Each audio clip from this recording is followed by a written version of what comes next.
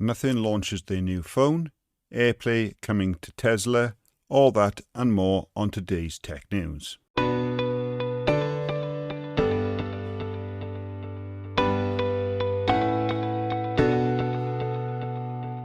Back in April, Google started rolling out support for podcasts in the YouTube Music app for US users, and now they are starting to roll that out internationally as well. So currently in the Home tab, you've got a couple of layouts on there. Right at the top, you've got Relax, Workout, Energize, Commute, and Focus. And now they're also going to be having a podcasting section across there as well. Now, we've actually done an article a few months prior to that saying that Google should actually do a podcasting app similar to what YouTube Music offers, because the Google podcasting app actually kind of sucks. So with this one on, currently, it doesn't matter if you're on iOS or Android, with the YouTube Music app, when you launch that, you can just listen to the music like normal, or if it's got a video element and you want to watch the video of it as well, you can watch the music video, and you can switch between the two, and the music automatically switches depending on what you are obviously flicking on. If it's just the video, you get the video and the music, and when you just switch over, you just want just the music, obviously you don't get the video playing, but the music doesn't stop, it just carries on. And that would be really good if they did that with podcasts as well, because a lot of the podcasts in these days, such as the Twitter network and things like that, or you got Talking Tech with David as well, they actually do video formats on YouTube. So if you can flick between the two depending on your situation, that would be better. Now, I know apps such as Pocket Cast, which I also use, do support videoing. Not everybody's got the capacity to host their own videos as well, which is why they use Google servers and YouTube. Now, you can obviously watch them on YouTube. There's nothing wrong with that, but having a dedicated app just for podcasts would be fantastic. So whilst this isn't exactly it is a step in the right direction. Hopefully, Google will start to incorporate that a little bit more. I haven't got it on my iOS or Android devices at the moment, so I'll be looking out for future updates and to see how that actually compares and whether or not they've integrated that in. Like I say, I'm a Pocket Cast user. I subscribe to the Pocket Cast Plus for the little extra features they've got, and it is a fantastic app. But if Google can do this, that will just make life that little bit easier. Sticking with Google for just a moment, Google has now started rolling out an update to Google Messages that adds a prominent badge for RCS chats. Now, if you're not familiar with RCS, it stands for Rich Communication Standards, and it's kind of like iMessage in a way, where you can send your tapbacks, you can send photos, all better quality. It's encrypted and goes via the internet rather than SMS, which is, let's be honest, outdated. And we've actually got that update as well. Now, it's not there for every user at the moment. It's only those who are subscribed to the beta, which I am, and you can actually subscribe to that really easy from the Play Store. So if you want to get that little badge on there so you know who's in your RCS chats, then make sure that you enroll in that beta. Well, it looks like 2023 may be the year of the foldables rather than the Android tablets. OnePlus has already confirmed that it's got a foldable in the works, and they've actually said that it's going to be called OnePlus Open, and they also said that it's going to come in Q3.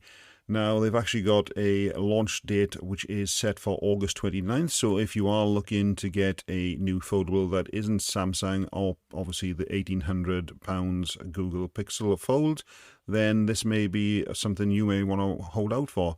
Now, we do know Samsung's got the Flip and Fold 5 coming, so we'll be just a little bit interested to see some players enter this market. It's still at early stages on the fold-in scene, but the more companies that actually add this in, the better it is for everybody, and hopefully we'll start to see some competition on features and prices. So the company Nothing has actually unveiled the Phone 2 a few days ago, and today you can actually get your hands on the Phone 2. They had some queues up in London ready for their store, and people are excited to get their hands on the new device. Now, if you're looking at it from the back visually, it does look an awful lot like the Phone 1, but that's not necessarily a bad thing. They've got a few extra features now with those lights, such as if you order in from Uber Eats, one of those lights will now become a countdown timer, so you can actually see that from the back, so you haven't actually got to interact with your phone. And reviews on there say it's pretty much a decent phone. It's not fantastic, but it's not rubbish quality. Some of the photo comparisons are depending obviously in the situations which ones you prefer, and these days cameras are so good, it's more software as well, and with software updates these things are only going to get better. So if you are looking to get your hands on there, then make sure you check that out. Now, the price bump is a little bit more than last year. However, technology prices do change and fluctuate. So if you're going to scale up your devices, then you do expect to pay a little bit more on those prices as well.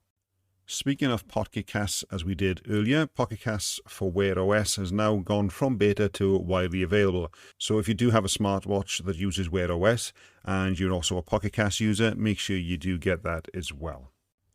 Well, it looks like Tesla is actually doing something useful for iPhone users for once. Now, the company has said that it's not going to support CarPlay for its entertainment system. However, Elon did suggest they would add AirPlay support for it instead. Now, according to the website, not the Tesla app, they've decomposed the upcoming iOS application, and it's got a reference in there that says allows AirPlay for media playback. And so basically you got to get AirPlay instead. So it's not perfect, but it's definitely better than not having any support at all. Apple has announced that Tap to Pay for iPhone is now rolled out to the UK, which is going to enable small businesses to accept Apple Pay and contactless card payments using nothing more than their iPhone. So currently you've got to have a little card reader, and obviously you're paying merchant fees on there. Now, I'm not too sure what the charges are for the merchant fees via Tap to Pay. However, knowing Apple is probably going to be a little bit more competitive on there, and obviously you don't need any extra hardware, so you're just going to need to convince people that tapping on your iPhone is going to be a lot safer. Heads up if you're a WordPress user, WordPress plugin called All-in-One Security has issued a security update to version 5.1.9, which stated that the software caused users' passwords being added to a database in plain text format.